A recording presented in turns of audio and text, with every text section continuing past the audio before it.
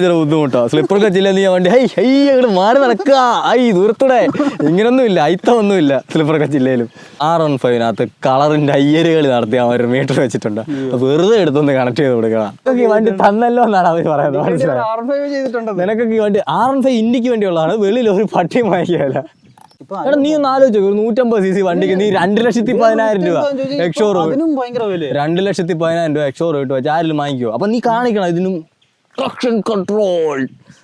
Okay. Behold Yamaha R3. So Desi പോഡ്കാസ്റ്റിൻ്റെ പുതിയൊരു എപ്പിസോഡിലേക്ക് എല്ലാവർക്കും സ്വാഗതം. സോ നമ്മൾ റോയൽ എൻഫീൽഡ് ടീഷർട്ട് ഇട്ടിട്ട് യമഹയുടെ വൈബ്രേഷനെ പറ്റിയിട്ടാണ് ഡിസ്കസ് ചെയ്യുന്നത്. അയ്യോ എല്ലാത്തിനും തെറ്റിച്ച് ബജാജ് ചെയ്യാൻ പോകുമ്പോൾ യമഹ ഇട്ടുകൊണ്ട് വരിക, TVS എല്ലാം പോകുമ്പോൾ പൾസർ ഇട്ടുകൊണ്ട് പോവുക. ഇത് ചെയ്യാനാ ഇന്ന് യമഹ ഇടത്തില്ലായിരുന്നു, ഇന്നലെ ഇട്ടു. അത് ഇന്നലെ എന്നെ ചെയ്തപ്പോൾ ഇട്ടു. ഇതിൻ്റെ വില തൊട്ട് നമുക്ക് തുടങ്ങാം. ആദ്യമേ എല്ലാവരുടെയും കണ്ണുനീര് പോകുന്ന അവിടെ ആണല്ലോ. അപ്പോൾ എത്ര അതിന് വില? 5.9 lakhs on road Kerala. 5.9 lakhs അല്ലേ? ഈ 5.9 lakhsൽ എനിക്ക് എന്തൊക്കെ മേടിക്കുക? അതിപ്പോ നിനക്ക് എന്തൊക്കെ ഇഷ്ടമല്ല അതൊക്കെ നിനക്ക് വാങ്ങിക്കാം. വേറെ വണ്ടികളോ 5.9 lakhs സെക്കൻഡ് ഹാൻഡ് എടുക്കാൻ പോകണമെന്നുണ്ടെങ്കിൽ നിനക്ക് C800 ഒക്കെ ഒരു 4 ലക്ഷം രൂപയ്ക്കൊക്കെ കിട്ടും. ഇതിന്റെ ഡബിൾ പവർ നിഞ്ച 650 എടുക്കാം. 2 സിലിണ്ടർ കൂടുതലുണ്ട്. ഇല്ല അതും 2 സിലിണ്ടറേ ഉള്ളൂ, CC കൂടുതലുണ്ട്, ഡബിൾ കിട്ടും. അതുപോലെ തന്നെ വേറെ വാങ്ങിക്കാൻ പറ്റുന്നേ അപ്രില് RS 457 വാങ്ങിക്കാം. നിഞ്ച 300 ഇതിനകത്ത് വാങ്ങിക്കാം. നിഞ്ച 300 ഒക്കെ അല്ലേ, അതെല്ലാം ഇതിന് ഉള്ളിൽ വാങ്ങിക്കാൻ പറ്റുന്ന സാധനങ്ങളെ. പിന്നെയും 2 ലക്ഷം നിന്റെ കിടക്കാം. ആ 2 ലക്ഷത്തിനടുത്ത് 300-നെക്കാട്ടിലും ബെറ്റർ അല്ലേ ഇത്? അതിലോട്ടൊക്കെ വരുന്നേ ഉള്ളൂ, തുടക്കത്തില്ലേ അതിലോട്ടൊക്കെ കയറിയോ. ആ ബാക്കി പിന്നെ എടുത്തിട്ടത് കൊണ്ട് ഞാൻ പറഞ്ഞ പിന്നെ ഒരു 1.5 ലക്ഷം രൂപ നിന്റെ ബാക്കി കിടക്കാം. ആ ബാക്കി കിടക്കുന്നതിന് നിനക്ക് വേണേൽ പെട്രോൾ അടിച്ച് ട്രിപ്പ് പോവാം, അല്ലെ ഇതങ്ങ് മോഡിഫൈ ചെയ്യുക അടിമുടി. ഇത് ഓൾറെഡി ഇന്റർനാഷണൽ കിടന്ന് വിളയാടിയ ഒരു ബൈക്ക്. ഇന്റർനാഷണലിലൊക്കെ പോയി കഴിഞ്ഞാൽ ഇത് അവിടുത്തെ ഒരു കണ്ണാപ്പി സാധനമായിട്ടാണ്. അത് അവിടെ അവർ തുടക്കത്തിൽ വാങ്ങിക്കുന്ന ഒരു സാധനമാണ്. അപ്പോൾ അതിന് ഇഷ്ടംപോലെ ആഫ്റ്റർ മാർക്കറ്റ് നല്ല കിട്ടിലും പ്രോഡക്ട്സ് ഉണ്ട് വിലയിലൊക്കെ. അപ്പോൾ അതൊക്കെ വാങ്ങിച്ച് കയറ്റി ഇതിനെ കുറെ കൂടെ കുട്ടപ്പനാക്കാം.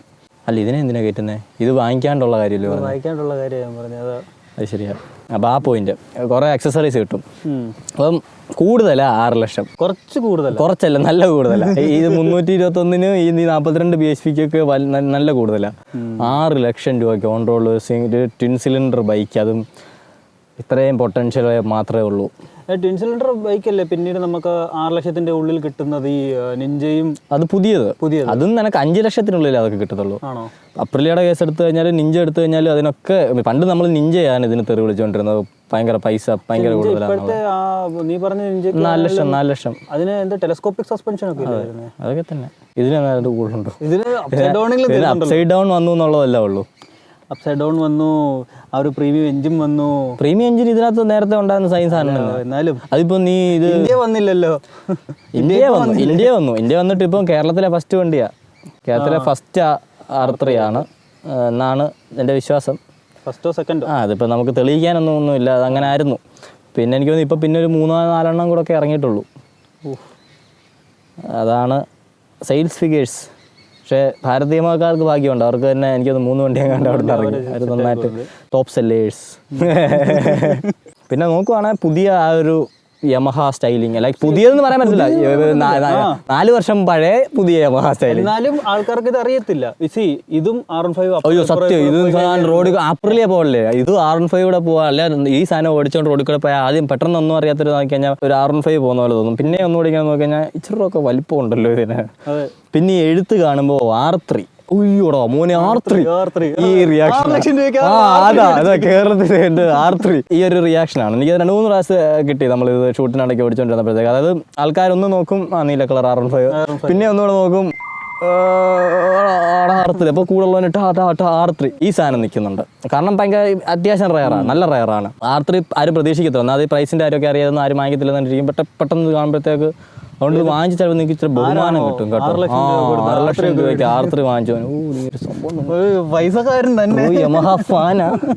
ഈ ഒരു ആറ്റിറ്റ്യൂഡ് വരും. ബട്ട് അത് അങ്ങനെയുള്ളവരാണ് ഇത് എടുക്കുന്നത്. ലൈക്ക് ആ യമഹയുടെ ഇപ്പം ഇതിൻ്റെ ഓണറാണെങ്കിൽ നമ്മുടെ ജിജോ ബ്രോ, പുള്ളി ഓൾറെഡി ഒരു യമഹ യൂസറാണ്. പുള്ളി എടുത്തേക്കുന്നത് ഇത് ഇത്രയും എക്സ്പെൻസീവ് ആയിട്ടുള്ള ഈ ബൈക്ക് എടുത്തു. പുള്ളി പക്ഷേ അതിന് പ്രോപ്പറായിട്ടുള്ളൊരു എക്സ്പ്ലനേഷൻ ഉണ്ട്. പുള്ളിക്ക് ഇത് മതി, പുള്ളിക്ക് ഓക്കെയാണ് ഇത് വെച്ചിട്ട് പുള്ളിയുടെ റിക്വയർമെൻറ്റ്സ്, പുള്ളിയുടെ ആവശ്യങ്ങൾക്കനുസരിച്ചാണ് പുള്ളി വണ്ടി നോക്കിയത്. അപ്പോൾ അതിന് പുള്ളിക്ക് ടോട്ടലി ഫൈൻ വിത്ത് ദിസ്. 6 ലക്ഷം മുടക്കിയതിന് പുള്ളിക്ക് റിഗ്രറ്റോ കാര്യങ്ങളൊന്നുമില്ല. അതിനനുസരിച്ചുള്ള റിസർച്ച് ചെയ്ത് ഇറക്കി. ഇല്ല, പുള്ളി ഓടിക്കാൻ എടുത്ത് പുള്ളി എവിടെ നിന്ന് ഓടിക്കാൻ? ഈ വണ്ടി ടെസ്റ്റ് റൈഡ് വണ്ടി ഇല്ലല്ലോ. പക്ഷെ ഞാൻ 6 ലക്ഷം രൂപ എന്ന് പറഞ്ഞു കഴിഞ്ഞപ്പോൾ ആദ്യം എനിക്ക് ഭയങ്കര മടിച്ചില്ലായിരുന്നു. 6 ലക്ഷം രൂപയ്ക്ക് ഇത് വേണോ, ഇഷ്ടംപോലെ മാർക്കറ്റിംഗ്. എല്ലാവർക്കും അങ്ങനെയാണല്ലോ, നിനക്ക് മാത്രമൊന്നും അല്ല.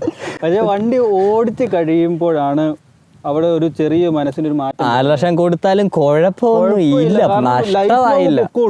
നഷ്ടമായില്ലല്ലോ എന്നുള്ളൊരു. കാരണം വണ്ടി ഓടിക്കാൻ ഭയങ്കര രസമാണ്.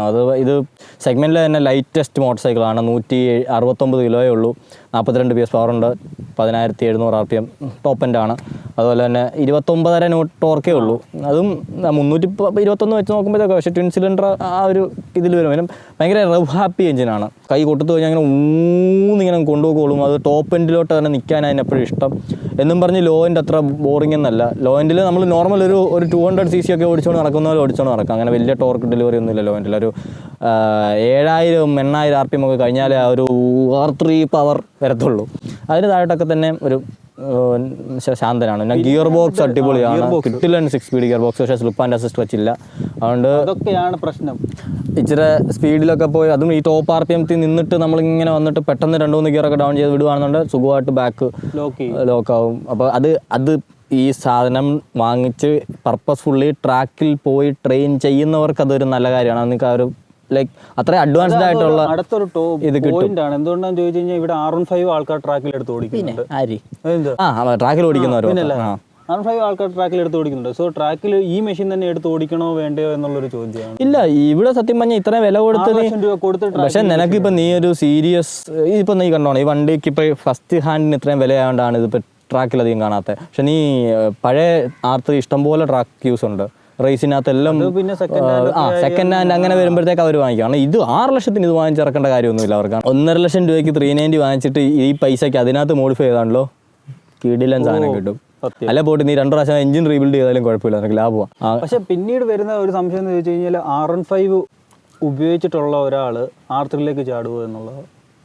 6 ലക്ഷം രൂപയ്ക്കൊന്നും പോയി എടുക്കത്തൊന്നുമില്ല. കാരണം ഇതിനെക്കാട്ടിലും ഒരുപാട് കാര്യങ്ങൾ കൂടുതൽ R15 കൊടുക്കുന്നുണ്ട് ഇപ്പം യമഹ ഇന്ത്യ. പവർ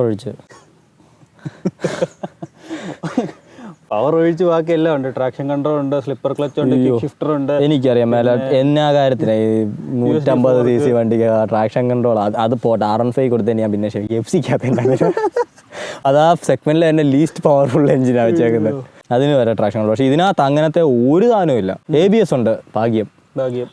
ഒരു LCD മീറ്റർ കൺസോളും ഉണ്ട്. അതിനകത്ത് നമുക്ക് ഇൻസ്റ്റന്റേനിയസ് മൈലേജ്, ആവറേജ് മൈലേജ് കാണിച്ചു തരും. 2 ട്രിപ്പ് മീറ്റർ ഉണ്ട്, ക്ലോക്ക് ഉണ്ട്, കളറും പരിപാടിയൊന്നുമിൻ്റെ അതൊക്കെ ഉണ്ട്.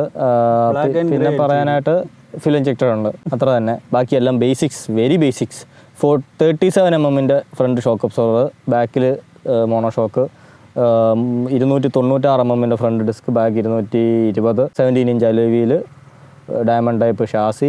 ഒരിക്കലും നമുക്ക് നമ്മുടെ കേരളത്തിൽ ഈ സാധനം വാങ്ങിക്കുന്ന പ്രൈസിന് ഇത് ജസ്റ്റിഫൈ ചെയ്യാൻ പറ്റത്തില്ല, ഒരിക്കലും ജസ്റ്റിഫൈ ചെയ്യാൻ പറ്റത്തില്ല. നമ്മളിതിൽ എന്തൊക്കെ കിടിലനായിട്ട് ഓടിക്കാൻ ഉണ്ട്, സൂപ്പറാണ് എന്ന് പറഞ്ഞാലും ഒരിക്കലും ഈ പ്രൈസ് നമുക്ക് ജസ്റ്റിഫൈ ചെയ്യാൻ പറ്റത്തില്ല. പക്ഷേ ഈ പ്രൈസ് കൊടുത്ത് നിങ്ങൾ എടുത്തെന്ന് വെച്ചോ, എടുത്തു കഴിഞ്ഞാൽ നിങ്ങൾക്ക് റിഗ്രറ്റ് ചെയ്യാണ്ടും വരത്തില്ല. കാരണം നിങ്ങൾ ഒരിക്കലും ഇതിനെ കമ്പയർ ചെയ്യാൻ പോകരുത്. ഇതിൻ്റെ സെഗ്മെൻറ്റിലുള്ള നിഞ്ചയുമായിട്ട് കമ്പയർ ചെയ്ത ഒരു വിഷയമില്ല, അപ്രിയായിട്ട് കമ്പയർ ചെയ്യാൻ പോകില്ല. അപ്രിയ ഫാർ അഡ്വാൻസ്ഡ് ആണ് ഇതിനെ വെച്ച് നോക്കുമ്പോഴത്തേക്ക്. ഇത് ഇൻ ടേംസ് ഓഫ് പവർ ആണെങ്കിലും, ഇൻ ടേംസ് ഓഫ് ഹാൻഡ്ലിംഗ് ആണെങ്കിലും, ഇലക്ട്രോണിക്സ് ആണെങ്കിലും, ഫീച്ചേഴ്സ് ആണെങ്കിലും, വാല്യൂ ഫോർ മണി ആണെങ്കിലും മാറി നിൽക്കും അപ്രിലിയം ഇതുമായിട്ട് നമുക്ക് അങ്ങനെ പറ്റത്തില്ല. അത് വെച്ച് നോക്കിയാൽ ഒരിക്കലും നിങ്ങൾക്ക് സമാധാനം കിട്ടത്തില്ല, നിങ്ങൾ ഒരിക്കൽ പോലും ഉറങ്ങത്തില്ല മര്യാദയ്ക്ക് കിടന്ന്. പക്ഷേ നിങ്ങൾ 6 ലക്ഷം, എനിക്കൊരു നല്ല ബൈക്ക് വേണം, എനിക്ക് അധികം ആൾക്കാരുടെ ഇല്ലാത്തൊരു ബൈക്ക് വേണം, എനിക്ക് ആ ഒരു യമഹ ബൈക്ക് വേണം, എനിക്ക് ആ ഒരു യമഹ ബൈക്ക് വേണം, ആ ഒരു യമഹ റിലയബിലിറ്റി, ആ ഒരു യമഹ ക്യാരക്ടർ, അങ്ങനത്തെ കാര്യങ്ങളാണ് നോക്കുന്നതെന്നുണ്ടെങ്കിൽ ഇറ്റ്സ് ഫൈൻ.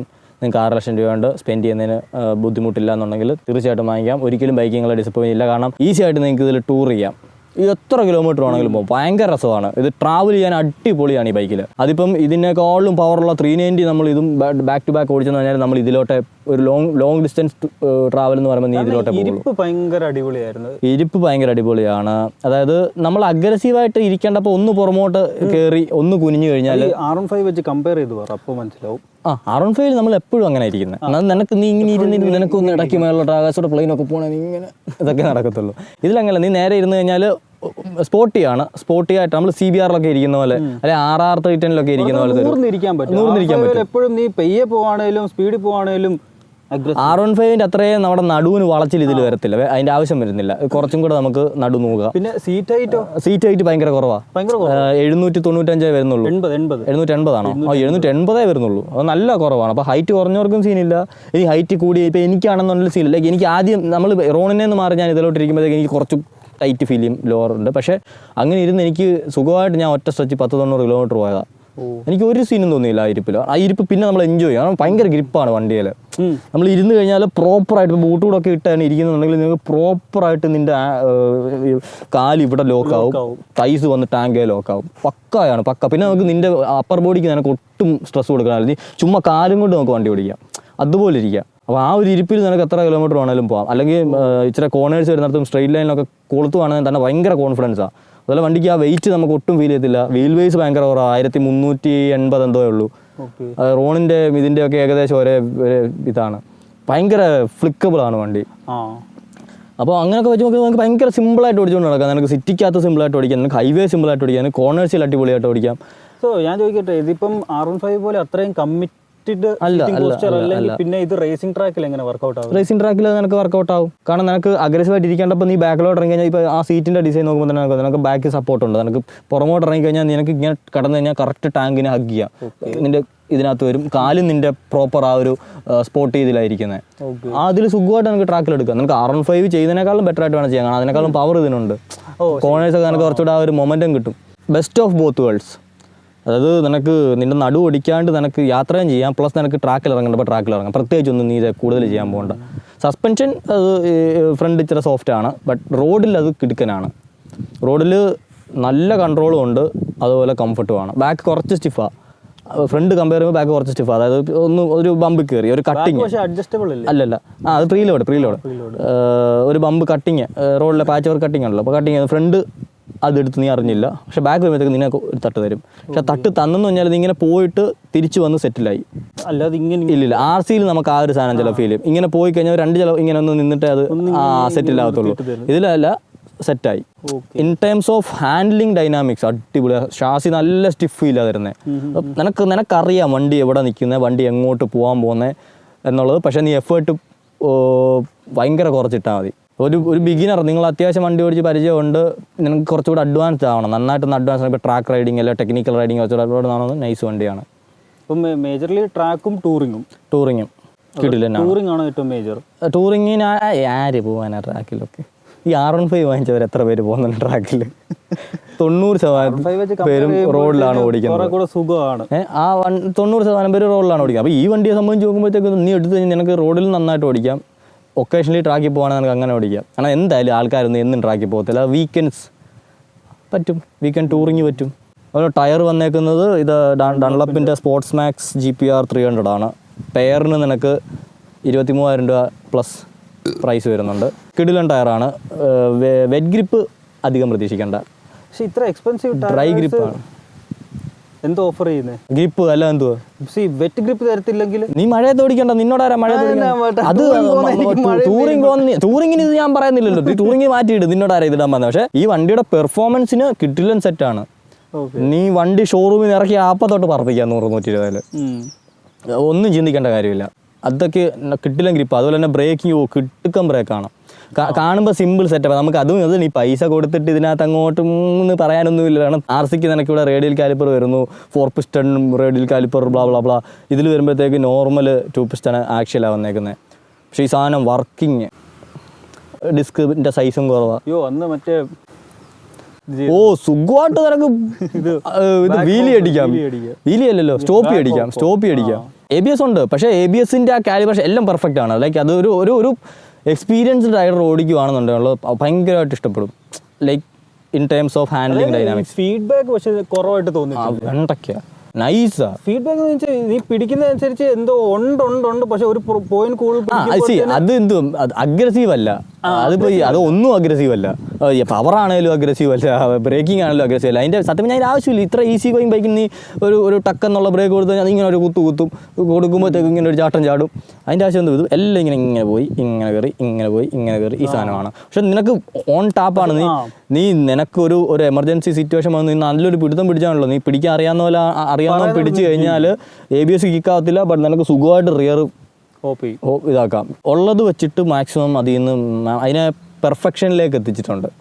കൂടി ടയറുണ്ട്. ടയറിൻ്റെ കാര്യം പറയണം കേട്ടോ. എന്ന് പറഞ്ഞാൽ ഇത് ടയർ ഊത്തായിരുന്നെങ്കിൽ ചിലപ്പോൾ കിട്ടത്തില്ലായിരിക്കും.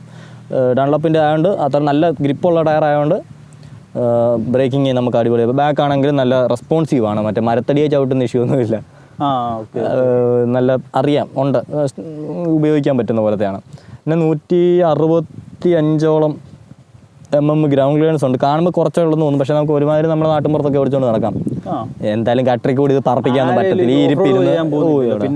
പിന്നെ ബാക്ക് 140 സെഷൻ ടയർ ആയിരുന്നു. 150 ഇല്ല, ഒരു കാര്യമില്ല. ഇത് 140 തന്നെ കിട്ടില്ല. ഇത് തരുന്നുണ്ട്, ലൈക്ക് ആ ഫ്ലിക്കബിലിറ്റി ആണല്ലോ നൈസായിട്ട് കിട്ടുന്നുണ്ട്. പിന്നെ വേണേൽ സുഖമായിട്ട് അപ്ഗ്രേഡ് ചെയ്യാവുന്നേ ഉള്ളൂ. അടുത്ത ടയർ ഇടുമ്പോൾ 150 ഇടുക, ഒരു വിഷയമില്ല. ഡൺലോപ്പിന്റെ തന്നെ ഉണ്ടോന്നില്ല, വേറെ ഇത് റോഡ് 5 ഇട്ടാലും നല്ല ടൂറിങ്ങിനും അടിപൊളിയായിരിക്കും. നിനക്ക് ഗ്രിപ്പും കിട്ടും. റോഡ് 5 മിഷലിൻ റോഡ് 5 അല്ലെങ്കിൽ തന്നെ മറ്റേ പ്രോട്ടോർക്ക് ഉണ്ട്. ഇഷ്ടംപോലെ ടയേഴ്സ് അവൈലബിൾ ആണ്. ഇന്തോനേഷ്യയിൽ നിന്ന് വരുന്നതുകൊണ്ട് ആ ഇന്റർനാഷണൽ സ്പെക്കിൽ തന്നെ അവർ വിടുന്നുള്ളതേ ഉള്ളൂ. ഇവിടെ കൊണ്ടുവന്നിട്ട് അഴിച്ച് MRF ഇടാൻ നിന്നില്ല. നന്നായി കയറി ഇരുന്നാൽ ഇറങ്ങാൻ തോന്നത്തില്ല. ആ ഒരു ടൈപ്പാണ് സാധനം. വൈബ്രേഷൻസ് ഭയങ്കര മിനിമലാണ്. ലൈക്ക് ട്വിൻ സിലിണ്ടറിൽ നിന്ന് നമ്മൾ വൈബ്രേഷൻസ് പ്രതീക്ഷിക്കരുതെന്ന് ഞാൻ പറയുന്നില്ല. വൈബ്രേഷൻസ് ഉണ്ട്. ഒരു 5000 തൊട്ടൊക്കെ ചെറിയ തരിപ്പ് അല്ലെങ്കിൽ ഒരു എഞ്ചിൻ ഓടുന്നുണ്ടെന്ന് അറിയാനുള്ളൊരു തരിപ്പ്. അല്ലാണ്ട് അതൊരു നെഗ്ലിജിബിൾ ആണ്, കംപ്ലീറ്റ്ലി നെഗ്ലിജിബിൾ ആണ്. പവർ എന്ന് പറയുന്ന ഒരു പറഞ്ഞല്ലോ 8000 തൊട്ട് ആണ് മണ്ടയ്ക്കോട്ട് ആ പീക്ക് ചെയ്യുന്നത്. അത് ആ ഒരു RPM റീജിയനിൽ നല്ല ഷൂട്ട് ചെയ്ത് വണ്ടി പോകും. അതിന് താഴോട്ടൊക്കെ ഒരു നോർമൽ രീതിയിലാണ്. മൈലേജ് ഒരു 25 തൊട്ട് 28 വരെയൊക്കെ നോർമൽ യൂസിൽ പ്രതീക്ഷിച്ചാൽ മതി. 30 പ്ലസ് ഒക്കെ നമുക്ക് ഹൈവേ വേണം പ്രതീക്ഷിക്കാം. എത്ര മൈലേജ്? 25 മുതൽ 28 വരെയൊക്കെ. നമ്മുടെ ഇവിടുത്തേനൊക്കെ ഞാനെന്നാ ലോങ് പോയപ്പോഴത്തേക്കൊക്കെ 25 ആവറേജ് എന്നുള്ള കണക്കിലാണ് പോകുന്നത്. സിറ്റി യൂസിലൊക്കെ 25 നോക്കിയാൽ മതി. 25 കിട്ടുമോ? 25 കിട്ടും. 25 കുറയത്തില്ല. അല്ലെ അതുപോലെ ഇട്ട് നമ്മൾ റഫ് അടിക്കണം. എന്നാലേ അതിലും ഒരു മര്യാദയ്ക്ക് എൻജോയ് ചെയ്ത് മൈലേജ് എന്നും പറഞ്ഞല്ലാണ്ട് എന്നാൽ മൈലേജ് കോൺഷ്യസ് ആയിട്ട് ഓടിക്കുകയാണെന്നുണ്ടെങ്കിൽ 25 തൊട്ട് 28 വരെയൊക്കെ നമ്മുടെ ഇവിടുത്തെ മിക്സഡ് കണ്ടീഷൻസിൽ കിട്ടും. എന്തായാലും ഹൈവേയിൽ 30+, 32 ഒക്കെ ഹൈവേ പ്രതീക്ഷിക്കാം. കാരണം ഈസി ആയിട്ട് ഇതിന് 100 ഒന്നുമില്ല വണ്ടിക്ക്. 100 ഇത് 5000 RPM-ലുള്ളിലേ നിൽക്കുന്നുള്ളൂ. 120, 125, 130 മാക്സിമം. 130 ക്രൂസ് ചെയ്യാം എനിക്ക് അത്രയ്ക്ക് ഇഫ് യു നീഡ്. അല്ലെങ്കിൽ കംഫർട്ടബിളി 100, 120 ആ റീജിയണിൽ നിൽക്കും. ക്രൂസ് ചെയ്ത് പോകാനാണെന്നുണ്ടെങ്കിൽ സ്റ്റേബിളാണ്, റിലാക്സ്ഡ് ആണ്. ആ ഒരു എഞ്ചിൻ ഇങ്ങനെ ഹമ്മ് ചെയ്ത് ഇങ്ങനെ ക്രൂസ് ചെയ്തുകൊണ്ടേയിരിക്കാം. ആ ഒരു സെറ്റപ്പിലാണ്. വെട്ടം ഓക്കെയാണ്. ഇത് പുതിയ എന്തോ കിറ്റല്ലേ? പുതിയ പഴയതിനെ വെച്ച് നോക്കുമ്പോൾ അത് ഹാലോജൻ ആയിരുന്നു. ഇത് LED ആണ്. ഓക്കെയാണ്. ഓക്കേഷ് ഇതുപോലുള്ളൊരു 300 വണ്ടിക്ക് ഓക്കേഷ് ആണെന്ന് ഇപ്പോൾ സെഗ്മെന്റിൽ RR310 അല്ലെ RTR-ആയിട്ട് കമ്പയർ ചെയ്യുമ്പോഴത്തേക്ക് ദാറ്റ്സ് ഫാർ ബെറ്റർ, അഡ്വാൻസ്ഡ്. അത്രയൊന്നും വരുന്നില്ല. വണ്ടിക്കാർക്ക് കാറൊക്കെ ആണെന്ന് വിചാരിക്കും പുറയുന്ന വരുമ്പോഴത്തേക്ക് അമ്മാര് വെട്ടം അത്രയൊന്നുമില്ല. ആവറേജ് വെട്ടം, ഓക്കേഷ് വെട്ടം. ഈ ഒരു ബൈക്കിന് നമുക്ക് അത്യാവശ്യം ട്രാവൽ ചെയ്യാൻ പറ്റുന്ന വെട്ടമുണ്ട്. ഇതിന് പോകാൻ പറ്റുന്ന സ്പീഡ്സിൽ നമുക്ക് രാത്രിയിലാണേലും കോൺഫിഡൻറ്റോടെ പോകാൻ പറ്റും. അതിനുള്ള വെട്ടമുണ്ട്. ഫ്രണ്ടിലത്തെ എയർ സ്കൂപ്പൊക്കെ മറ്റേ നമ്മുടെ റേഡിയേറ്ററിലോട്ടാണ് പോകുന്നത്, തണുപ്പിക്കാൻ വേണ്ടിയിട്ടാണ് പോകുന്നത്. ഫംഗ്ഷനല്ല R15 കൂട്ട് തുള മാത്രമല്ല, അത് കാറ്റ് ഡയറക്റ്റ് ചെയ്തിട്ട് നേരെ നോക്കിയാൽ അതിനകത്തോട് നോക്കിയാൽ അത് ഇങ്ങനെ വന്നിട്ട് അതിൻ്റെ ഡിസൈൻ താഴോട്ട് ഇങ്ങനെ ആവുന്നുണ്ട്. അപ്പം കാറ്റ് നേരെ റേഡിയേറ്ററിലോട്ട് അടിക്കുന്നുണ്ട്. അത് കൂളിംഗ് കുറച്ചുകൂടെ ബെറ്റർ ആക്കും. പിന്നെ ഹീറ്റിംഗ് നോക്കാനാണെന്നുണ്ടെങ്കിൽ ട്രാഫിക്കിൽ സ്ലോ സ്പീഡ്സിൽ ഇങ്ങനെ കുത്തും ഇങ്ങനെയൊക്കെ പോയി കഴിഞ്ഞാൽ കാലിലോട്ട് കാലടിക്കും. കാലിൻ്റെ ഇവിടെ ഈ മടങ്ങിയിരിക്കുന്ന ഇങ്ങോട്ടടിക്കും, ഇവിടോട്ട് കാറ്റടിച്ചു അടിക്കും. പക്ഷെ സീറ്റ് അങ്ങ് പഴുക്കുന്ന പോലോ ടാങ്കയിലോട്ട് പടർന്ന് കയറുന്ന പോലെ ഫാൻ ബ്ലോ ചെയ്യും കാറ്റ്. നൈസ് ഹീറ്റ് ഒന്നല്ല, ചൂടടിക്കും. നല്ല ഇരുന്ന് ഇന്റർസെപ്റ്ററിന്റെ തൊട്ടൊന്നുമുള്ള ഹീറ്റ് അല്ല, ചൂട് കാറ്റടിക്കും കാലയിലോട്ട്. പക്ഷെ ഇതുപോലെ ഇട്ടുകൊണ്ടിരുന്നൊന്നും അറിയത്തൊന്നുമില്ല. ജീൻസില് മേ ബി നമുക്കറിയാൻ പറ്റും ചൂട് അത്രയ്ക്ക്. അന്ന് ഓടിച്ചല്ലോ ആഹയില് നമ്മൾ പോയപ്പോ ടൈമിലൊന്നും ഞാൻ അത്ര ഫീൽ ചെയ്യും. അല്ല, അത് നമ്മൾ അത്രയും പുഷ് ചെയ്യുമ്പോൾ കാറ്റടിച്ച് പിന്നെ തണുക്കുന്നുണ്ട്. ഇത് നമ്മൾ സ്റ്റോപ്പ് ആൻഡ് ഗോ സിറ്റി ട്രാഫിക്കിൻ്റെ കാര്യമാണ് പറഞ്ഞത്. അതിൽ നമുക്ക് തോന്നും. പിന്നെ ഭയങ്കര ലൈറ്റ് ഫീലാണ്. എഞ്ചിനീയറിങ് ചെയ്തവർ ആ ഒരു സിമ്പിൾ, അതായത് 2-3 കാര്യമുണ്ട്. പ്രിസിഷൻ, സിംപ്ലിസിറ്റി, അതാ ഒന്നും കൂടുതലും കൊടുത്തിട്ടില്ല, ഒന്നും കുറവ് കൊടുത്തിട്ടില്ല. പറഞ്ഞാൽ പൈസ കൂടുതലാന്നേ ഉള്ളൂ, ഫീച്ചേഴ്സ് കുറവാണ്. പക്ഷേ നമ്മൾ ഇവിടുത്തെ കണ്ടീഷനിൽ നോക്കുമ്പോഴാണ് അത് ഒരു ഇഷ്യൂ. ഞാൻ ചോദിക്കട്ടെ, അങ്ങനെ നാട്ടിൽ ഇത് വണ്ടി മൊത്തം ഇല്ലാത്ത വേരിയന്റ് തന്നെയല്ലേ കൊടുക്കുന്നത്? അപ്പൊ അവർക്ക് ആ ഒരു കൺസിഡറേഷൻ പോലും ഇല്ലേ? അവർക്ക് അതിന്റെ അവിടെ ആവശ്യമില്ലാണ്. അവിടെ അത്രയും വില വരുന്നില്ല. അല്ല, അത്രയും വില വരുന്നില്ല പോലും. ഇപ്പോഴത്തെ ഈ ചെറിയ ചെറിയ വണ്ടികൾക്ക് പോലും ആൾക്കാർ സ്ലിപ്പർ ക്ലച്ച് കൊടുക്കുന്നുണ്ട്. അതുകൊണ്ടാണ് ചോദിച്ചാൽ, അവര് ജാപ്പനീസുകാർ അങ്ങനെ പോലും കൺസിഡർ ചെയ്യുന്നില്ല. വെളിനാട്ടിലെങ്കിലും കൊടുക്കുമ്പോൾ സ്ലിപ്പർ ക്ലച്ചിന്റെ ഉപയോഗം നീ ഒന്ന് പറ ആദ്യം. മൾട്ടിപ്പിൾ ഷിഫ്റ്റ് ചെയ്യുമ്പോൾ എങ്ങനെ ചെയ്യുമ്പോൾ ഹൈ സ്പീഡിൽ പോകും. ഹൈ സ്പീഡ് അല്ല, അഗ്രസീവ് ഡൗൺ ഷിഫ്റ്റ് എന്നാ. അത് ഈ സാധനം ആദ്യം ഈ സ്ലിപ്പർ ക്ലച്ച് ഇൻവെന്റ് ചെയ്യുന്ന ട്രാക്കിൽ വേണ്ടിയിട്ടാണ്. കാരണം ട്രാക്കിൽ നീ ഫുൾ ത്രോട്ടിൽ വരുന്നു, നിന്റെ ബ്രേക്കിംഗ് പോയിന്റ് എത്തുന്നു, നീ ടേണിങ് ചെയ്യുന്നതിന് നിന്റെ ബ്രേക്കിംഗ് പോയിന്റ് നീ ഈ ത്രോട്ടിൽ ക്ലോസ് ചെയ്ത് അവിടെ അവർ റബ് മാച്ചൊന്നും ചെയ്തുകൊണ്ട് നിൽക്കത്തൊന്നുമില്ല. എഞ്ചിൻ ബ്രേക്കിംഗ് എന്ന് പറഞ്ഞാൽ അങ്ങനത്തെ സാധനമല്ല. നീ ത്രോട്ടിൽ ക്ലോസ് ചെയ്ത് അടുത്ത് നീ ബ്രേക്ക് ഹിറ്റ് ചെയ്യും. കാരണം ആ ലാസ്റ്റ് പോയിന്റ് വരെ നമ്മൾ ത്രോട്ടിൽ പിന്നുണ്ടായിരിക്കും. അവിടെ ചെല്ലുമ്പോഴത്തേക്ക് നീ ക്ലച്ച് ചെയ്താൽ പിന്നെ നിന്നെ ബ്രേക്കേലും കഴിഞ്ഞാൽ പിന്നെ നിനക്ക് ആ ടേൺ എടുക്കേണ്ട ഗിയറിലോട്ട് പോകണം. അല്ലാണ്ട് വണ്ടിയെ നിർത്താനല്ല അവിടെ ഗിയേഴ്സ് ഡൗൺ ചെയ്യുന്നത്. ബാക്ക് ലോക്ക് ആയിരിക്കാനാണ് സ്ലിപ്പർ ക്ലച്ച് ഇൻവെന്റ് ചെയ്യുന്നത്. അങ്ങനെ നീ റോഡ് ചെയ്യാറുണ്ടോ? പിന്നെ നമ്മൾ മൾട്ടിപ്പിൾ ഗിയേഴ്സ്, അത് നീ പോകുന്ന സ്പീഡ്, വണ്ടി പോകുന്ന അതിന്റെ, കാരണം ട്രാക്കിൽ അത് അതിന്റെ ലിമിറ്റ്, ആ എഞ്ചിന്റെ ലിമിറ്റ് ഫുൾ RPM വന്നത്. പിന്നെ നീ ഡൗൺ ഷിഫ്റ്റ് ചെയ്താൽ ആ എഞ്ചിന് റെവ് അപ്പ് ചെയ്ത് ആ വീൽ സ്പിന്ന് കറക്റ്റ് ചെയ്യാനുള്ള സ്പേസ് അവിടെ ഇല്ല. അപ്പോൾ എന്തോ അത് കയറി ലോക്ക് ആവത്തേ ഉള്ളൂ. ഓൾമോസ്റ്റ് മിക്ക ആൾക്കാരും മൾട്ടിപ്പിൾ ഗിയേഴ്സ് ഡൗൺ ചെയ്യാറില്ല. എടാ, അത് ഏത് സ്പീഡിലാണ്? 60-70 ചെയ്യുന്നത്. നീ പോയിട്ട് 100 ചെയ്യും. 100 ഒന്നും അല്ല ആ സ്പീഡ്. അതും നമ്മൾ പിടിക്കുന്നത് കാൽക്കുലേറ്റഡ് ബ്രേക്കിംഗ് ആണ് മിക്ക ടൈമിൽ നമ്മൾ റോഡ് ചെയ്യുന്നത്. റോഡിൽ ഒരിക്കലും നമ്മൾ പിന്നെ സഡൻ ബ്രേക്ക് ചെയ്യുമ്പോഴൊന്നും ആൾക്കാർ അങ്ങനെ ചെയ്തപ്പോൾ അങ്ങനൊന്നും പോകാറൊന്നുമില്ല. ഒന്നി ചെന്ന് കയറും, അല്ലെ ABS വീക്കിനാവും. ഇതിലപ്പുറം അല്ലാതെ നിനക്കറിയാം, നിനക്ക് അവിടെ വണ്ടി അവിടെ സ്റ്റോപ്പായി, നിനക്ക് ഇത്രയും ഡിസ്റ്റൻസ് ഉണ്ട്, നീ ആ ഡിസ്റ്റൻസ് മാക്സിമം നിർത്താനാണ് നോക്കുന്നത്. നിനക്കൊരിക്കലും ഇത്രയും ഡിസ്റ്റൻസ് നിനക്ക് ഇത്രയും ഡിസ്റ്റൻസിൽ ബ്രേക്ക് ചെയ്ത് വണ്ടി സ്ലോ ചെയ്തിട്ട് അടുത്ത ടേണിൽ നിനക്ക് ഫുള്ള് പോകേണ്ട ആവശ്യമില്ല. അവിടെ ഇല്ല, ട്രാക്കിൽ അങ്ങനെയല്ല. നീ ആ ഹറിയാണ്, നിനക്ക് അത്രയും ഡിസ്റ്റൻസ് വണ്ടിയെ എത്രയും പെട്ടെന്ന് സ്ലോ ആക്കാമോ, ആ കറക്റ്റ് ഗിയറിൽ വരാമോ, ഗിയർ റിലീസ് ചെയ്തിട്ട് നിനക്ക് ടേൺ ചെയ്യണം. ഈ റോഡിൽ അതിൻ്റെ ആവശ്യമില്ല. നിനക്ക് ഒന്നീ വണ്ടി നിർത്തണം, അല്ലെ നിനക്ക് സ്ലോ ഡൗൺ ആവണം. അവിടെ നിനക്ക് നിന്റെ കറക്റ്റ് ഗിയർ ഇടേണ്ട കാര്യമില്ല ആ സ്ഥലത്ത്. നിനക്ക് ഫസ്റ്റേലോ അല്ലെ ഫോർത്തേലോ ആണെങ്കിലും നിനക്ക് അവിടെ ഇഷ്യൂ ഉള്ള കാര്യമില്ല. പക്ഷേ സ്റ്റിൽ നമുക്ക് ഈ അൺകോൺഷ്യസ് മൈൻഡിലായിട്ട് ഈ ബാക്ക് ടയർ ലോക്ക് ആകാതിരിക്കാൻ വേണ്ടി അത് കൊടുക്കത്തില്ലേ? ട്രാക്കിൽ അൺകോൺഷ്യസ് മൈൻഡിലല്ല, റോഡിന്റെ കാര്യം. റോഡിൽ അതിനാണ് പിന്നെ അത് റോഡ് ബൈക്സിലേക്ക് കൊണ്ടുവന്നത്. അതും ഹയർ എന്താ കൊടുക്കാൻ ചെയ്യുന്നത്? അതിന്റെ ആവശ്യം അവർക്ക് തോന്നിയില്ല. ഈ വണ്ടിക്ക് റോഡിൽ അതിന്റെ ആവശ്യമില്ലെന്ന് തോന്നി. ട്രാക്കിലും ഇപ്പം സ്ലിപ്പർ ക്ലച്ചിന്റെ നിർബന്ധമൊന്നുമില്ല. കാരണം ഇപ്പൊ സ്ലിപ്പർ ക്ലച്ച് ഇല്ലാത്തതുകൊണ്ട് സൂപ്പറായിട്ട് ബാക്ക് ഇങ്ങനെ സ്ലൈഡ് ചെയ്ത് കൊണ്ടുവരാം. GTക്ക് സ്ലിപ്പർ ക്ലച്ച് ഇല്ലല്ലോ. GTക്ക് കോണിലും GTക്കോ ഉണ്ട്. ഉണ്ടോ? പിന്നെ ബാക്ക് സൈഡ് ഒക്കെ അടിച്ചു പോകുന്നു. അത്രയും ടോർക്ക് ഉള്ളതുകൊണ്ടോ?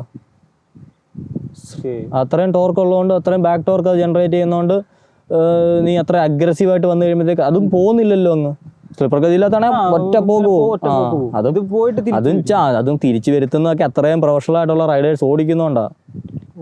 അവർക്കതറിയാം അതിന്റെ നാക്ക്. അങ്ങനെ നാക്ക് അറിയാവുന്നവർക്ക് ഈ ഒരു ഇലക്ട്രോണിക്സ് പിന്നെ എന്തുകൊണ്ട് ട്രാക്കിൽ ABS യൂസ് ചെയ്യാത്ത? പട്ടി ചാടുന്നോ ട്രാക്കിൽ കൂടെ? അതെ, പന്നിയൊക്കെ ചാടും കേട്ടോ ചെന്നൈയിൽ.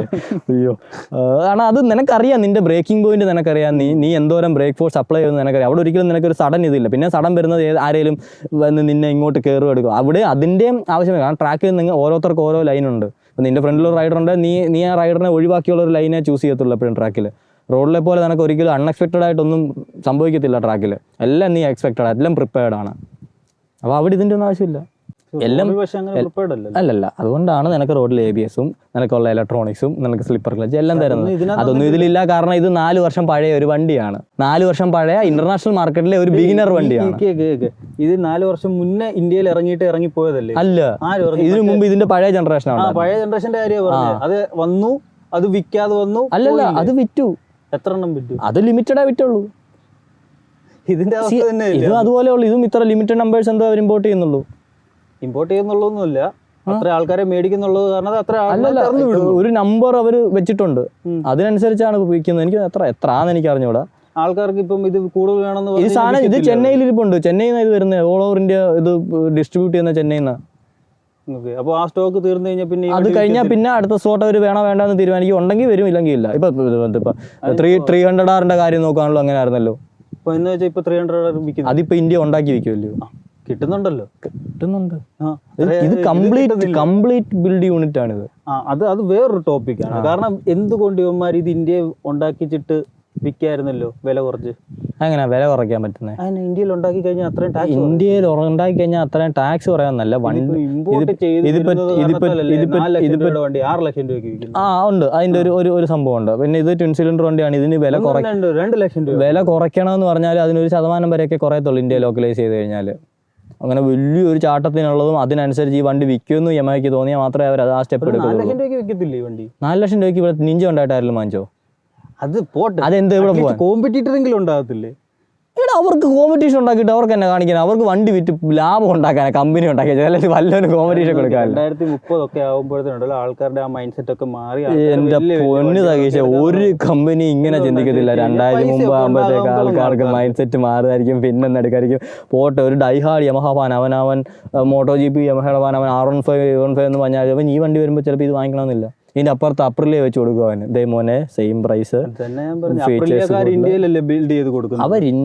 അതൊരു ബോൾഡ് മൂവാണ് അപ്രിലിയ കൊണ്ട്. അവരത് ഇവിടെ ഉണ്ടാക്കി പുറത്തോട്ട് വിടുക എന്നുള്ള സാധനമാണ്. ഇതങ്ങനെ, ഇത് പുറത്തുള്ളൊരു സാധനത്തെ ഇങ്ങോട്ട് കൊണ്ടുവരിക എന്നുള്ള കാരണമാണ്. ഇനി ഇതിന് വേണ്ടിയിട്ട് അവർ ഇവിടെ ഒരു അസംബ്ലി ചെയിനും അതിൻ്റെ സംഭവങ്ങളെല്ലാം തുടങ്ങി വെച്ച് കഴിഞ്ഞാൽ അത് അവർക്ക് നഷ്ടമായിട്ട് തന്നെ തോന്നുന്നുണ്ടായിരിക്കും ഇങ്ങോട്ട് കൊണ്ടുവരാത്ത. അല്ലെങ്കിൽ ഇവരിതൊന്നും ചിന്തിക്കത്തില്ലെന്നാണ് നിന്റെ വിചാരം. ഹോണ്ട ഇതൊന്നും ചിന്തിക്കുന്നില്ലെന്നാണ് നിന്റെ വിചാരം. അവര് കമ്പയർ ചെയ്യും. അവര് മാർക്കറ്റ് സ്റ്റഡി ചെയ്യും. അവർ മാർക്കറ്റ് സ്റ്റഡി ചെയ്യുമ്പോഴത്തേക്ക് ഈ പറയുന്ന പോലുള്ള ബഹളങ്ങളൊക്കെ ഇൻസ്റ്റാഗ്രാം വഴി കടന്ന് വെക്കുന്നു, സോഷ്യൽ മീഡിയ കടന്ന് വെക്കുന്നുണ്ടെങ്കിലും സെയിൽസിനകത്ത് അവർ നോക്കും ഈ ഒരു റേഞ്ച് വരുന്ന വണ്ടികൾ എങ്ങനെയാണ് വിറ്റ് പോകുന്നത് എന്നുള്ളത്. അതിനനുസരിച്ച് അവർക്ക് അവിടെ ഒരു പ്രോഫിറ്റ് ഉണ്ടാക്കാൻ പറ്റത്തില്ലെന്ന് കാണുകയാണെന്നുണ്ടെങ്കിൽ ഒരിക്കലും അവർ കൊണ്ടുവരത്തില്ല. കഷ്ടമാണ്. അതാണ് ആളുകൾ പറഞ്ഞ് 250RR എൻ്റെ 250RR കൊണ്ടുവരുമോ, കൊണ്ടുവന്നാ ഈ പറയുന്ന വാങ്ങിക്കുമോ? പിന്നെ ചുമ്മാ ഇതിലൊക്കെ പോകുന്ന കാണാനൊക്കെ രസം, അടക്കുന്നത് ടെസ്റ്റൊക്കെ ചെയ്യാം. പ്രൈസ് അതുപോലെ പ്രൈസ്ഡ് ആയിരിക്കണം. അതാ നിനക്ക് ഒരിക്കലും ഒരു twin cylinder 300cc motor cycle ഈ പറയുന്ന പോലെ അത്ര ചീപ്പായിട്ട് അവർ കൊടുക്കത്തില്ല. സിംഗിൾ സിലിണ്ടർ ഓക്കെ, അതിപ്പോൾ KTM കൊടുക്കുന്നുണ്ട്, TVS കൊടുക്കുന്നുണ്ട്. KTM എന്തുകൊണ്ടാണ് അതങ്ങനെ കൊടുക്കുന്നത്? ബജാജ് മാനുഫാക്ചർ ചെയ്യുന്നുണ്ട്. TVS എന്തുകൊണ്ട്? അതൊരു ഇന്ത്യൻ ബ്രാൻഡാണ്. അവർക്ക് ഇവിടെ അതിനനുസരിച്ചുള്ള സപ്ലൈയും കാര്യങ്ങളെല്ലാം ഉള്ളതാണ്. വേറൊരാൾ ഇങ്ങോട്ട് വന്നിട്ട് പെട്ടെന്ന് അങ്ങനെ ചെയ്യാന്ന് പറഞ്ഞാൽ അവരെ കൊണ്ട് പറ്റുന്നതല്ല. ഒരു കോസ്റ്റ് പിടിച്ച് പിന്നെ ഹോണ്ട അതുണ്ട്, അതൊരെണ്ണമുണ്ട്. അവരുടെ മൈൻഡ് സെറ്റ് ഒരെണ്ണമുണ്ട്. അവർക്ക് അതിൻ്റെ ആവശ്യമില്ല ഞങ്ങൾക്കിപ്പോൾ ഈ വണ്ടി അത് അവരുടെ ഒരു ബിഗിനർ സ്റ്റേജിൽ കാണുന്ന വണ്ടിയാണ്. R15 ഒന്നും അവരങ്ങനെ അത് ഇന്ത്യക്ക് വേണ്ടിയിട്ടുള്ളൊരു സാധനമാണ്. ഇപ്പോൾ പുറത്തെ മാർക്കറ്റ് നോക്കിയാൽ തന്നെ ഈ വണ്ടിയായിരിക്കും അവർ ബിഗിനർ കൂടുതൽ വാങ്ങിക്കുന്നത്. കാരണം അതിനുള്ളതേ ഉള്ളൂ. യൂറോപ്യൻ മാർക്കറ്റ് ഒന്നും പിന്നെ പറയുക വേണ്ട. ഇതൊക്കെ പഠിക്കാനുള്ള ഒരു കെണ്ടെന്ന് എനിക്ക് ബൈക്കിനെ പറ്റി അറിയത്തില്ല. നീ പിച്ച വെച്ച് തുടങ്ങുന്നവർ വാങ്ങിക്കുന്ന സാധനം ഇതവിടെ. അത് പക്ഷെ വല്ലാത്തൊരു ഡിഫറൻസ് ആണ് ഇന്ത്യയും അവരുടെ മാർക്കറ്റ്. അതിപ്പം നമുക്കൊന്നും ചെയ്യാൻ പറ്റത്തില്ല, ഒന്നും ചെയ്യാൻ പറ്റത്തില്ല. കാരണം ഇവിടെ ഒരുത്തന് ആദ്യമേ പഠിക്കാൻ തുടങ്ങുന്നത് അവന് RC 390 വല്ലതും ആണെങ്കിൽ അവന് തൊലയും. അത് എന്തുകൊണ്ടാണ്? അവനത് ഇവിടെ കിട്ടുന്നതുകൊണ്ട് തന്നെ അവൻ R3 തുടങ്ങാത്തത്. അവനത് കിട്ടാത്തതുകൊണ്ടാ, അവനെ കൊണ്ട് അഫോർഡ് ചെയ്യാൻ പറ്റാത്തതുകൊണ്ട്. അഫോർഡിങ്ങിന്റെ കാര്യം അല്ലാണ്ട് 390 കൂടുതലാണ്. ഇങ്ങനത്തെ R3 അല്ലെങ്കിൽ ഡ്യൂക്ക് 390 പഠിക്കുക എന്ന് പറഞ്ഞു കഴിഞ്ഞാൽ അവർ റെസ്പോൺസിബിൾ ആയിട്ടായിരിക്കും പഠിക്കുന്നത്. അവിടുത്തെ ആൾക്കാരുടെ മൈൻഡ് സെറ്റ് ഇവിടുത്തെ ആൾക്കാരുടെ മൈൻഡ് സെറ്റും എൻ്റയർലി ഡിഫറെൻ്റ് ആണ്. അതും പറയണം. പിന്നെ ഇവിടുത്തെ അത്രയും പോപ്പുലേഷൻ അവിടെ ഇല്ല. ഇവിടുത്തെ പോലത്തെ ആളുകൾ ചിന്തിക്കുന്ന പോലെ അല്ല അവിടുത്തെ ആൾക്കാർ. അവിടെ പൈസ അവർക്കൊരു വിഷയമല്ല, അവർക്ക് ഇതുപോലത്തെ മൂല്യങ്ങളാണ് വിഷയം. ഇവിടെ അങ്ങനെയല്ല, ഇവിടെ ആദ്യം പൈസയാണ് വിഷയം, പിന്നെ മൂല്യം വരും. കാരണം അതുപോലെയാണ് നമ്മുടെ എക്കണോമി ഓടുന്നത്, അതുപോലെയാണ് അവരുടെ ലൈഫ് സ്റ്റൈൽ പോകുന്നത്. അത് നമുക്കൊന്നും പറയാൻ പറ്റത്തില്ല, അതിൽ നമുക്കൊന്നും കൂടുതൽ ചെയ്യാനും പറ്റില്ല. നമ്മളങ്ങ് നന്നായി നമ്മുടെ ഇക്കണോമി അങ്ങ് വളർത്തി അങ്ങ് പോകാന്നുള്ളതേ ഉള്ളൂ. അതിനിപ്പോൾ R3 വാങ്ങിച്ചു തന്നെ നമ്മുടെ എക്കണോമിയെ വളർത്തണമെന്നൊന്നുമില്ല. മണി ആസ്പെക്റ്റ് നോക്കി കഴിഞ്ഞാൽ ഇതെടുക്കുന്നത് ഒരു നഷ്ടമായിട്ടേ നമുക്ക് തോന്നത്തുള്ളൂ. കാരണം ഇത്രയും പൈസ നമ്മൾ യമഹയ്ക്ക് കൊടുക്കുക എന്നുള്ളൊരു ചിന്ത നമുക്ക് വരും. ബയർ എന്ത് നോക്കണം?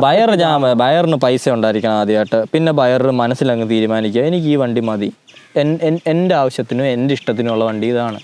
എൻ്റെ ആവശ്യം എന്ത്? എൻ്റെ ആവശ്യത്തിന് ഒരു ബൈക്ക് ഓടിച്ചോന്നുണ്ടെങ്കിൽ ട്രിപ്പ് പോകണം, എനിക്ക് ലോക്കൽ ഇടയ്ക്ക് ഓടാനാണെങ്കിലും എഫേർട്ട്ലെസ് ഉണ്ടാവില്ല, എനിക്ക് അങ്ങോട്ട് പണിയെടുക്കേണ്ട അധികം, എനിക്കങ്ങ് സുഖിക്കണം, എനിക്കങ്ങ് സുഖിച്ചൊരു വണ്ടി അങ്ങ് ഓട്ടിക്കണം. എന്നാൽ ആ ഒരു യമഹ R3 എന്ന് പറഞ്ഞാൽ അതിനൊരു വിലയുണ്ട്. R3യുടെ വിലയുണ്ട്. അത് എല്ലാ മാർക്കറ്റിലും അതിൻ്റേതായിട്ടുള്ളൊരു സ്റ്റാൻസ് ഉള്ളൊരു വണ്ടിയാണ്. അങ്ങനെയൊക്കെ ചിന്തിക്കുന്ന ആളുകൾക്ക് എടുക്കാൻ പറ്റിയ വണ്ടിയാണ്. അങ്ങനെയൊക്കെ ചിന്തിക്കുന്നവരാണ് ഇത് വാങ്ങിച്ചിട്ടുള്ളത്. ഒരിക്കലും ഒരു R3 എടുത്താൽ അയ്യ നീ R3 പോയി എടുത്തോ 6 ലക്ഷം അങ്ങനെ പറയേണ്ട കാര്യമില്ല. അത് പുള്ളിയുടെ ഡിസിഷനാണ്, പുള്ളിയുടെ ചോയ്സാണ്. വണ്ടി മോശമാണോ? അല്ല. ഇപ്പോൾ ഇത് CBU ആയി പോയത് യമഹ ഇത് ഇന്ത്യയിൽ പ്രൊഡ്യൂസ് ചെയ്യാത്തതും ഓണേഴ്സിൻ്റെ വിഷയമാണോ? അല്ല, നമ്മുടെ വിഷയമാണ്. ഇപ്പോൾ എനിക്കിത് വാങ്ങിക്കാൻ, എനിക്കിത് ഓടിച്ചു കഴിഞ്ഞപ്പോൾ ഇനി വാങ്ങിക്കണം ഭയങ്കര ആഗ്രഹമുണ്ട്. പക്ഷെ എൻ്റെ 6 ലക്ഷം രൂപ പൈസ ഇല്ല. അതോ പിന്നെ ഉണ്ടെങ്കിൽ തന്നെ ഇതിലോട്ട് ഇൻവെസ്റ്റ് ചെയ്യണമെന്ന്. കാരണം നമ്മുടെ സ്വന്തം പൈസ പോകുമ്പോഴേ നമ്മൾ അവിടെ അത്രയും ചിന്തിക്കും. വേറൊരുത്തൻ അത് മുടക്കുമ്പോഴത്തേക്ക് നമുക്ക് അത്രയും കൺസേൺ വരത്തില്ല എത്ര എന്ന് പറഞ്ഞാലും. നമ്മൾ കഷ്ടപ്പെട്ട ഓരോ പൈസ ഉണ്ടാക്കി കൂട്ടി വെച്ചിട്ട് അത് ആ 6 ലക്ഷം കൊടുത്ത് വാങ്ങണമെന്ന് വരുമ്പോൾ നമ്മളിങ്ങനെ ഒന്ന് കയ്യിലിട്ട് തിരുമ്പും. പക്ഷേ ഒരു ഡിസിഷൻ എടുത്തു കഴിഞ്ഞ് നിങ്ങളതിൽ ഇൻവെസ്റ്റ് ചെയ്ത് കഴിഞ്ഞാൽ അതിനകത്ത് അങ്ങനെ അങ്ങ് പോയേന്നൊന്നും വിചാരിക്കേണ്ടതായിട്ട് എനിക്ക് തോന്നുന്നില്ല. മേടിച്ചതാ അതിനുണ്ട് താനും. അതിനുണ്ടോയെന്ന് ചോദിച്ചാൽ ലൈഫ് ലോങ്, അല്ലെങ്കിൽ നിനക്ക് ഇനി ലൈഫിൽ നീ ഇനി ഒരു വലിയ ബൈക്ക് പർച്ചേസിലോട്ട് പോകുന്നില്ല, നീ സെറ്റിലായി, നിനക്കൊരു ബൈക്കുണ്ട്, ഇനി നീ കാറ് അല്ലെ അങ്ങനെയൊക്കെ നോക്കുന്നുള്ളൂ, നീ ഒരു ബൈക്കിൻ്റെ പുറകെ ഇനി പോകുന്നില്ല എന്നൊക്കെ ഉണ്ടെങ്കിൽ ഓക്കെയാണിത്. കാരണം സിമ്പിളാണ്, എഫിഷ്യൻ്റാണ്, റിലയബിളാണ്. അതാണ് R3. ബഹളമൊക്കെ ഉണ്ടാക്കാൻ നിങ്ങൾക്ക് മറ്റേ പൊക്കെ എടുക്കാം, മറ്റേ അപ്രിലിയ കൊണ്ട് പൊട്ടിക്കാം, പാർപ്പിക്കാം. ഓഫ് കോഴ്സ് അതൊക്കെയാണ് ആഗ്രഹിക്കുന്നത്. ഇത് കുറച്ചുകൂടെ സ്റ്റെൽത്തിയാണ്, ഇത് കുറച്ചുകൂടെ സട്ടിലാണ്. ഇത് R15 ഇരിക്കുന്ന ഒരു മൂലയ്ക്ക് ഇങ്ങനെ ഇരുന്നോളൂ, നൈസായിട്ട് ഇരുന്നോളൂ, പെട്ടെന്നാരും ശ്രദ്ധിക്കുകയില്ല. അല്ല, ഇപ്പോൾ അങ്ങനെ ശ്രദ്ധിച്ചില്ലെങ്കിൽ അല്ലെ ശ്രദ്ധിച്ചാലും ഏതാണ്ട് ശ്രദ്ധിച്ചാലും കുഴപ്പമൊന്നുമില്ല.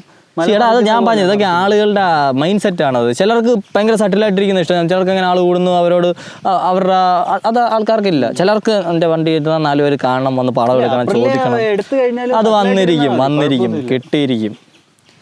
അതൊക്കെ അത് ഒരെണ്ണം മോശം ഒരെണ്ണം നല്ലതൊന്നും പറയാനില്ല. ഇത്രയും പൈസ മുടക്കുന്നതാണ്, 4 പേര് നമ്മുടെ വണ്ടി കണ്ട് അപ്രിഷ്യേറ്റ് ചെയ്യണം, അങ്ങനെ മിക്കവരും ആഗ്രഹിക്കും. പക്ഷേ ആഗ്രഹിക്കാത്തവരും കാണും. It depends on persons. എന്തായാലും നല്ല വണ്ടിയാണ്. പ്രൈസിങ്ങിനെ വെച്ചിട്ട് നമുക്ക് യമഹ ലാഭം ഉണ്ടാക്കാൻ നോക്കുകയാണോ അല്ലയോ എന്നുള്ളതല്ല, ആ വില ഒഴിച്ച് നിർത്തിക്കഴിഞ്ഞാൽ ഇത് നല്ല വണ്ടിയാണ്. നല്ല കുട്ടി എന്ന് പറഞ്ഞാൽ വളരെ നല്ല കുട്ടി എന്ന് പറയുന്ന പോലെ. ഒരു പ്രശ്നമേ ഉള്ളൂ, വില 5.9 ലക്ഷം ഓൺ റോഡ്. അതും കേരളത്തിലാണ് നമുക്ക് ഇത്രയും വള്ളി. നമുക്ക് ആ 21% ടാക്സ് എന്നൊക്കെ പറയുമ്പോഴത്തേക്ക് നോർത്തുകാരന് പിന്നെ ലാഭമാണ്.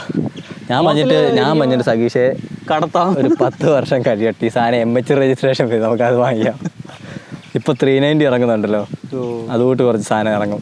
പിന്നെ ഇതൊക്കെ വാങ്ങിച്ചു കഴിഞ്ഞാൽ പിന്നെ വലിയ തൊല്ല കാണത്തില്ല. മറ്റേതിൻ്റെ അത്രയും ശരിയാ, 10 വർഷം എടുക്കും. അപ്പോഴത്തേന് R3 മാറി അടുത്ത വണ്ടി ഇറങ്ങും. ഓൾറെഡി ഇത് നല്ല പ്രായമുള്ള വണ്ടിയാണ്. അവിടെ നീ നോക്ക്, ഇത്രയും വർഷമായ ഒരു പ്ലാറ്റ്ഫോമാണ്, സ്റ്റിൽ പിടിച്ച് നിൽക്കുന്നുണ്ട് ഇപ്പോഴത്തെ മോഡേൺ കോമ്പറ്റീറ്റേഴ്സിൻ്റെ അടുത്തും. മനസ്സിലായി? അപ്പോൾ തന്നെ അന്നേ അവർ ഉണ്ടാക്കിയപ്പോൾ അവർ നന്നായിട്ട് അങ്ങ് ആത്മാർത്ഥമായിട്ട് പണിയെടുത്ത് ഉണ്ടാക്കിയ സാധനമാണ്. അപ്പോൾ അങ്ങനെയാണ് ഞാൻ മാറ്റം വരുത്തണമായിരുന്നെങ്കിൽ എന്തൊക്കെ മാറ്റം ഭയങ്കര ബേസിക് ആയിട്ടുള്ള കാര്യം പറയാം. മീൻസ് ഇതിനൊക്കെ ബേസിക്കലി സ്ലിപ്പർ ക്ലച്ച്, കാരണം സ്ലിപ്പർ ക്ലച്ച് കൂടെ ഉണ്ടാകുന്നുണ്ട്, റോഡ് ഉപയോഗിക്കുമ്പോൾ കുറച്ചുകൂടെ സ്മൂത്ത് ആയതിനെ. സ്ലിപ്പർ ക്ലച്ച് ഇല്ലെന്നുണ്ട് തല പൊട്ടി തെറിക്കുന്നോ അല്ലെങ്കിൽ ആകാശം ഇടിച്ച് വീഴുന്നോ ഇല്ലെന്നല്ലേ ഞാൻ പറഞ്ഞു. നീ എന്ത് പറഞ്ഞു? R15 ഇതിനകത്ത് വേണമായിരുന്നു. പക്ഷെ അത് അത്ര നെസസിറ്റി ആണോന്ന് ചോദിച്ചു കഴിഞ്ഞാൽ അങ്ങനെ ഞാൻ പറയത്തില്ല. സ്ലിപ്പർ ക്ലച്ച് ഉണ്ടെങ്കിൽ കുറച്ചും കൂടെ ഗിയർ ഷിഫ്റ്റ്സ് നമുക്ക് ഡൗൺ ചെയ്യുമ്പോഴത്തേക്കുള്ള ആ ഒരു പിടുത്തം ഒന്ന് പറഞ്ഞു കിട്ടും. അതുപോലെ തന്നെ ക്ലച്ചും കുറച്ചുകൂടെ സ്മൂത്ത് ആവും. ഇങ്ങനെ അല്ലാണ്ട് അതുണ്ടേലേ വണ്ടി ഓടിക്കും എന്നൊക്കെ പറഞ്ഞാൽ ചില ബുദ്ധിമുട്ടാണ്. അതുണ്ടേലേ ആ വണ്ടി ഓടിക്കും എന്നൊക്കെ പറഞ്ഞാൽ ചില ബുദ്ധിമുട്ടാണ്. സ്ലിപ്പർ ക്ലച്ചില്ല നീ വണ്ടി അങ്ങോട്ട് മാറി നടക്കുക, ദൂരത്തൂടെ ഇങ്ങനൊന്നും ഇല്ല, അയിത്തമൊന്നുമില്ല സ്ലിപ്പർ ക്ലച്ചില്ലേലും. സ്ലിപ്പർ ക്ലച്ച് വേണ്ടതായിരുന്നു. മീറ്റർ R15 കളറിന്റെ അയ്യരുകൾ നടത്തി അവർ മീറ്റർ വെച്ചിട്ടുണ്ട്. വെറുതെ എടുത്തൊന്ന് കണക്ട് ചെയ്ത് കൊടുക്കണം. അതൊക്കെ വേണ്ടതാണ്. ഇത് ഭയങ്കര ബേസിക്കാണ്. ഡിസൈൻ ഒരു സിമ്പിൾ ഡിസൈനാണ്. അല്ല, സിമ്പിൾ ഡിസൈൻ അത് എനിക്കറിയാം. അല്ല, ഡിസൈനിൽ മാറ്റം വേണമായിരുന്നു, എല്ലാം മാറ്റണം. കാരണം ഞാൻ പറഞ്ഞല്ലോ, ഇത് ഒരു 2020 വണ്ടിയാണ്. R3 ആന്ന് പറഞ്ഞു കഴിഞ്ഞാൽ R3 ആണെങ്കിലും ഒന്ന് അറിയണ്ടേ നാട്ടുകാരൊന്ന് പോട്ട്, നിനക്ക് തന്നെ അറിയണ്ടേ. ഇങ്ങനെ നമ്മൾ നോക്കുമ്പോൾ R15 പോലെ ഇരിക്കും, പക്ഷെ നീ R15 അടുത്ത് വെച്ച് നോക്കി, ഇത് കുറച്ചുകൂടെ ബൾക്കിയാണ്.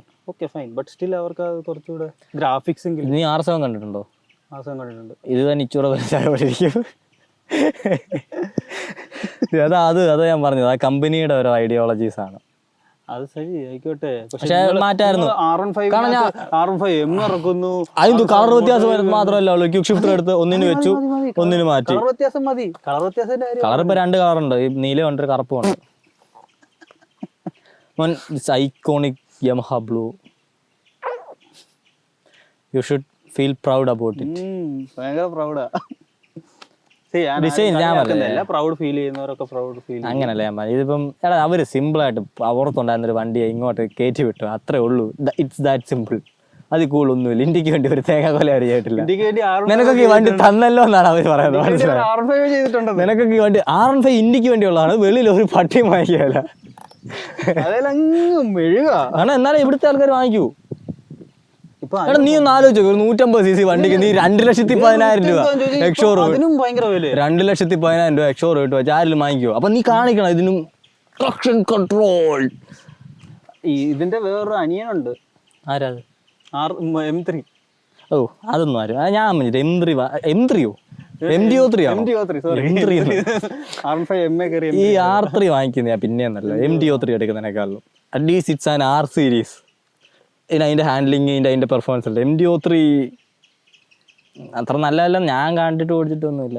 ഓടിച്ചവർ പറഞ്ഞത് ഇതാ നല്ലത്. എന്നാലും ഓടിച്ചാലും അതിന്റെ ആവശ്യമില്ല. അത്രയും വില കൊടുത്തു നീ ഒരു നേക്കഡ് ബൈക്ക് വാങ്ങി, ഇതൊന്നുമില്ല. ഇത് കണ്ടാൽ മറ്റേ MT-15 ഓടിക്കുമെന്ന് പറയും. ട്യൂണിങ്ങിലൊന്നും വ്യത്യാസമില്ല, ആ ഇരിപ്പിലുള്ള വ്യത്യാസം. ആ ഓടിച്ചവരെല്ലാം പറഞ്ഞു ഇതാ പിന്നെ ബെറ്റർ എന്നാ. ട്യൂണിങ് വ്യത്യാസമില്ല. ട്യൂണിങ് വ്യത്യാസം വരാൻ ചാൻസ്. ട്യൂണിങ് MT ആയതുകൊണ്ട് ആ ലോവിന്റെ അവരോടും എനിക്ക് സ്പോക്കറ്റിലൊക്കെ വ്യത്യാസം വരുത്തും. എനിക്കറിയത്തില്ല അതിനെപ്പറ്റി, ഞാൻ നോക്കിയിട്ടില്ല. എനിക്ക് താല്പര്യമില്ല. എന്ത് കാര്യത്തില്ല. പണ്ടത്തെ ഡിസൈൻ ഒക്കെ പൊളിയാ. അതിന്റെ ആവശ്യമില്ല ഇവിടെ. പിന്നെ ഇറക്കിയപ്പോ 2 വണ്ടിയും കൂടെ എന്തായാലും ഇങ്ങോട്ട് ലോറി വിടുവന്ന് അതിനകത്ത് 2 വണ്ടി കയറ്റി വിട്ടു. അത്രേ ഉള്ളൂ, അത്രയൊക്കെ ഉള്ളൂ. അല്ലാണ്ട് ഈ ബഹളം വെക്കാനും വേണ്ടൊന്നും ഇല്ല. മനസ്സിലായില്ലേ? ഞാൻ ഇത് വന്നതുകൊണ്ട് അഫോർഡബിൾ ആയി മാറിയത് നിഞ്ചയാ. അത് ഇതുപോലൊക്കെ തന്നെ എല്ലാം ബേസാ, കുറെ വർഷമായിട്ട് ഇങ്ങനെ ഓടുക. അത് പിന്നെ ഇതിനൊന്നുമില്ല, ഫേസ് ലിഫ്റ്റ് ചെയ്തുകൊണ്ടെന്ന് പറയാം. മറ്റേ പഴയ പുരാതന കാലം തൊട്ടേ കളർ മാറ്റി കൊണ്ടുവന്നോണ്ടിരിക്കുക. അപ്പം ഇത് വന്നതുകൊണ്ട് അത് അഫോർഡബിളായി എന്ന് പറഞ്ഞാൽ അത് കൂടിയതെന്നല്ല. ഇതിന് 6 ലക്ഷം ഉള്ളൂ. അയ്യോ എന്നാൽ പിന്നെ നിഞ്ച എടുക്കുന്ന ഭേദം. ഇങ്ങനെ ചിന്തിക്കാൻ പറ്റും നമുക്കിപ്പം. മറ്റേ 4 ലക്ഷം രൂപയ്ക്ക് 300cc എന്ന് ചിന്തിച്ചോണ്ടിരുന്നവരാ. പിന്നെ അപ്രിലിയ വന്ന ആഴ്ച കാരയ്ക്ക് കൊയ്ക്ക് എടുത്തിട്ടുണ്ട് 2 എണ്ണത്തിനും. അപ്രിലിയയിലോട്ട് ആൾക്കാർ പോകാത്തതിന്റെ കാര്യം ഫിലിം സിലിണ്ടർ കാറ്റഗറി ആലോചിക്കുമ്പോഴല്ലേ. സിംഗിൾ സിലിണ്ടർ ആണെങ്കിൽ ഒന്നുമില്ല, നീ ഒരു 3.5 ലക്ഷം കൊണ്ട് പോവാ, RTR എടുക്കുക, RR എടുക്കുക. ഡ്യൂക്ക് എടുത്താ പോരെ? ഡ്യൂക്കിന് 4 ലക്ഷം ഇല്ലയോ? 4 ലക്ഷത്തിൽ എനിക്ക് പീക്ക് കിട്ടുന്നില്ലേ? പീക്ക് കിട്ടും. പീക്ക് എടുക്കാം. പീക്ക് എടുത്തു. ഇത് പീക്ക് ആണോ ചോദിച്ചു കഴിഞ്ഞാൽ പീക്കാണോ? ഇത് 6 ലക്ഷത്തിന്റെ പീക്കാണോ? അങ്ങനെ വിചാരിച്ച് അങ്ങ് ഓടിക്കണം. പവർ ഉണ്ട്, ഇല്ലെന്നല്ല, നിനക്ക് ബാക്കിയൊന്നും ഇല്ലെന്നേ ഉള്ളൂ. ഇലക്ട്രോണിക്സ് ഞാൻ പറഞ്ഞിട്ട് ഈ പോഡ്കാസ്റ്റ് തീരത്തില്ല. ഇത് തീർക്കത്തില്ല, ചുമ്മാ പറഞ്ഞുകൊണ്ടിരിക്കുന്നത്. കാരണം ഈ സൈഡിൽ ഇരിക്കുന്നത് അത്രയും വില കൊടുത്തിട്ട് എനിക്കൊന്നും കിട്ടുന്നില്ലല്ലോ, അപ്പുറത്ത് ഇരിക്കുന്ന ഇത്രയും വില കൊടുത്ത് എനിക്ക് ഇത്രയും കിട്ടിയല്ലോ. വില കൊടുത്തിട്ട് വണ്ടി കിട്ടിയല്ലോ എന്നേ ഉള്ളൂ. കാരണം യാത്ര കിട്ടിയല്ലോ, ദൈവമേ ഭാഗ്യം, നന്നായി. നമുക്ക് തോന്നും പുറത്തുള്ള ചില വണ്ടികളൊക്കെ നമ്മുടെ കിട്ടിയാൽ കൊള്ളാന്ന് തോന്നുന്നവരുണ്ട്. അതിപ്പോ കുറച്ച് കാശ് കൂടുതലായാലും എനിക്കത് കുഴപ്പമില്ല, എനിക്ക് ആ വണ്ടി കിട്ടിയാൽ മതി എന്നുള്ളവരുണ്ട്. വേദനിക്കുന്ന കോടീശ്വരനാവണമെന്നൊന്നുമില്ല ഇതിന്, പക്ഷെ കാശ് വേണം. ചുമ്മാ വില കൂലിയിൽ നടന്നിട്ട് കാര്യമില്ല, കാശ് ഉണ്ടായാലും നടക്കത്തില്ല. അത് R15 വാങ്ങിക്കണേലും അങ്ങനെയല്ല. R15 വാങ്ങിക്കുന്നവൻ എന്തുവാ, അവൻ നോക്കുമ്പോഴും 2,10,000 കൂടുതലാണ്. അത് 2,10,000 2,10,000 എക്സ്ഷോറൂമാ. ഇതൊക്കെയാണ് അപ്പം R3. ഒരു നിഞ്ചയോ ഒരു അപ്രിലിയും ഒരു 390 RCയും കൂടെ കിട്ടിയിരുന്ന ഞങ്ങൾ നേരത്തെ ഞാൻ കമ്പയർ ചെയ്യായിരുന്നു. ഞങ്ങൾക്ക് തരിക്കുന്നു കമ്പയർ ചെയ്യാനിട്ട്. അപ്പോൾ ഓക്കെ, വാങ്ങിച്ചവരൊക്കെ എൻജോയ് ചെയ്യുക. വാങ്ങിക്കാൻ പ്ലാനുള്ളവർക്ക് ഇതൊക്കെ കേട്ടിട്ട് എന്തെങ്കിലും തോന്നുന്നെങ്കിൽ നിങ്ങൾക്ക് തീരുമാനിക്കാം. തീരുമാനത്തിൽ നിന്ന് പിന്നോട്ട് പോകാം. കാരണം ഇത് വാങ്ങിച്ചോണ്ട് റോളോട്ട് ഇറങ്ങി ഞാൻ ആദ്യം വീട്ടിലോട്ട് ചെല്ലുമ്പോൾ അവിടെ ഇട്ട് അലക്കുവാനെ 6 ലക്ഷത്തിന് ഇത് വാങ്ങിച്ചോണ്ട് പോട്ടെ. അവർക്കിത് 300cc ആണ്, ഒന്നും അവർക്കറിയണ്ട. 6 ലക്ഷം രൂപ ബൈക്കും വാങ്ങിച്ചോണ്ട് നിൽക്കൊക്കെ ഉണ്ടാന്നേ പറയത്തുള്ളവര്. എനിക്ക് നല്ലൊരു കാർ കിട്ടിയേനല്ലോ, AC ഒക്കെ ഇട്ട് പൊളപ്പനായിട്ട് പോകാമായിരുന്നല്ലോ. അങ്ങനെ ആലോചിക്കും. അങ്ങനെ അവരാലോചിക്കും. അവരിവിടെ അയ്യോ മോനെ നീ 6,00,000 നീ 312 cc 42 PSI കൊണ്ട് നിനക്കൊരു 43 cc ഒരു 400 cc എടുക്കായിരുന്നു. ഒരു അച്ഛനും അമ്മ അങ്ങനെ പറയത്തില്ല. അല്ലേ പറയും. ഇപ്പം പുതിയ ഇറങ്ങിയ RR310 എത്ര? എന്ത് പവറോ? 38. എന്നാ സെയിം ടോർക്കാ, ഒരു 1/2 PSI കൂടുതലുണ്ട്. പൈസ എത്ര? പൈസ ഇതിൻ്റെ പകുതി എന്ന് വേണേൽ പറയാം. ഇതിനിപ്പോൾ 6 അല്ലയോ, 5.9 അല്ലയോ, അതിനൊരു 3.5 ആവുമായിരിക്കും. End of discussion. നിർത്തുക. ഒരു 5 കൂടെ കൊടുത്താൽ 390 കിട്ടും. Thank you guys. Thank you. Arrow message അയക്കുന്നു.